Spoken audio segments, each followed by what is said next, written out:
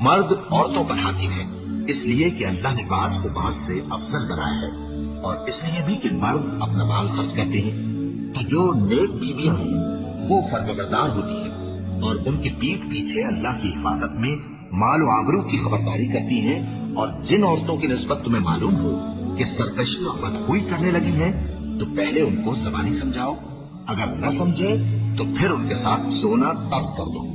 अगर उस पर भी बाज ना आए तो ज़दोकोब करो। फिर अगर तुम्हारा कहना मान ले तो फिर उनको ईजा देने का कोई बहाना मत ढूंढो। बेशक अल्लाह बहुत ऊंचा है, बड़ा है। और अगर तुम लोगों को मालूम हो कि मियां बीवी में अनबन है, तो एक मुंसिफ मर्द के खानदान में से और एक मुंसिफ औरत के खानदान में से मुकर्रर करो। वो अगर सुलह करार देनी चाहेंगे तो अल्लाह उनमें मुवाफकत पैदा कर देगा।